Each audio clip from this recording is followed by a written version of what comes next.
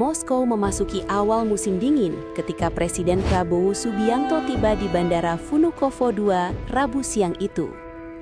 Udara menggigit, langit pucat, dan dedaunan terakhir berguguran seperti jam pasir yang kehilangan butirnya satu persatu.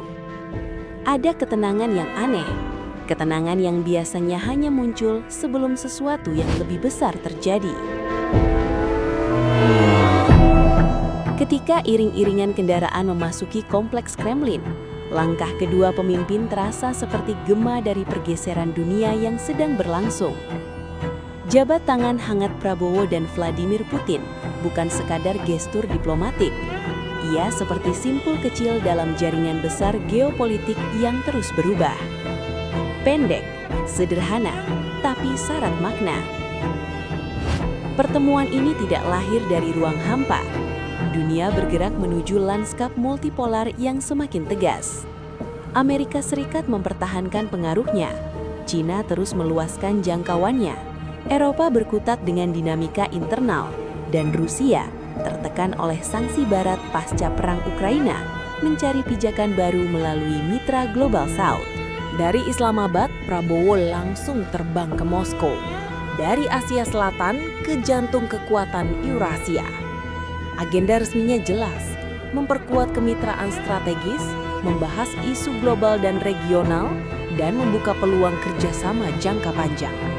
Namun di balik kalimat diplomatik itu, ada lapisan-lapisan niat yang lebih dalam. Seorang analis geopolitik dari Asia Center, misalnya, menggambarkan momen ini sebagai contoh klasik calibrated ambiguity Indonesia, seni menjaga jarak yang tepat untuk memaksimalkan ruang manuver, tanpa terseret dalam orbit kekuatan manapun. Salah satu analis Eropa menilai kunjungan ini sebagai langkah simbolik yang menunjukkan bahwa Indonesia berusaha memvalidasi perannya sebagai kekuatan menengah yang otonom. Dalam situasi global pasca Ukraina, setiap kepala negara yang datang ke Moskow membawa pesan tersendiri.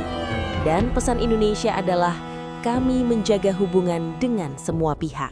Washington mungkin melihat pertemuan ini dengan cermat, bukan dengan curiga, tetapi dengan kalkulasi. Indonesia mitra penting di Indo-Pasifik dan AS tahu Jakarta memegang prinsip bebas aktif, yang artinya tidak bisa ditekan, hanya bisa diajak bicara. Beijing, di sisi lain, kemungkinan membaca kedekatan Indonesia-Rusia sebagai bagian dari ekosistem hubungan yang wajar dalam lingkaran Global South, bahkan menjadikannya sinyal bahwa Indonesia sedang memperluas jejaring, bukan beralih kubu.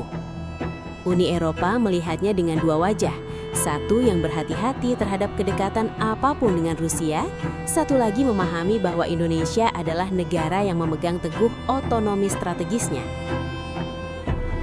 Di Asia Tenggara, reaksi lebih pragmatis. Negara-negara ASEAN terbiasa melihat Indonesia mengambil peran penenah, dan kunjungan ini dianggap sebagai langkah menjaga relevansi kawasan di tengah rivalitas AS-China yang semakin tajam. Namun di Canberra, ada kegelisahan halus yang tak terucap. Australia, sekutu utama AS di kawasan, memperhatikan erat kerjasama pertahanan apapun antara Indonesia dan Rusia. Kekhawatiran utamanya bukan Indonesia berpihak, melainkan potensi gesekan persepsi di tengah situasi Indo-Pasifik yang sensitif. Seorang analis di Sydney menyebut ini sebagai tes terbaru kemampuan Indonesia memainkan diplomasi lintas blok tanpa menabrak salah satu temboknya. Dengan kata lain, Indonesia sedang menari di atas garis tipis, dan sejauh ini langkahnya stabil. Di dalam negeri, publik melihat kunjungan ini dengan campuran pragmatisme dan harapan.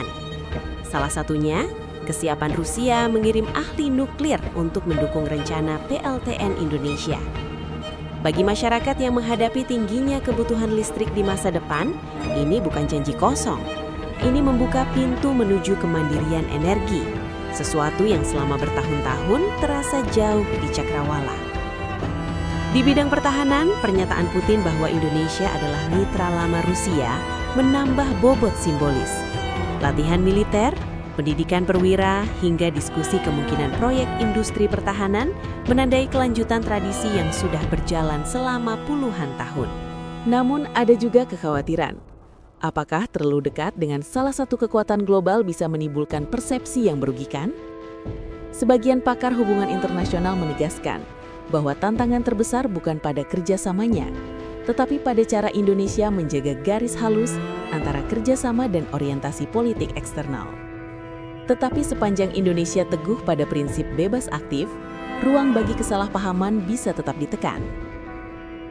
Di ruang pertemuan Kremlin, kayu mengkilap, lampu kristal yang tenang, meja panjang yang sakral, kedua pemimpin berbicara tentang industri, energi, pertanian, perdagangan, dan stabilitas kawasan. Putin menawarkan dukungan untuk proyek PLTN, menegaskan kesiapan memperluas kemitraan militer, menyoroti peningkatan pariwisata dua negara, membuka peluang kerjasama industri manufaktur dan pertanian, menyebut surplus perdagangan pertanian yang menguntungkan Indonesia bukan persoalan, melainkan peluang. Di sisi lain, Prabowo datang bukan sebagai tamu yang mencari perlindungan, tetapi sebagai mitra yang membawa agenda nasional, ketahanan energi, kemandirian industri, dan ruang diplomasi yang lebih luas.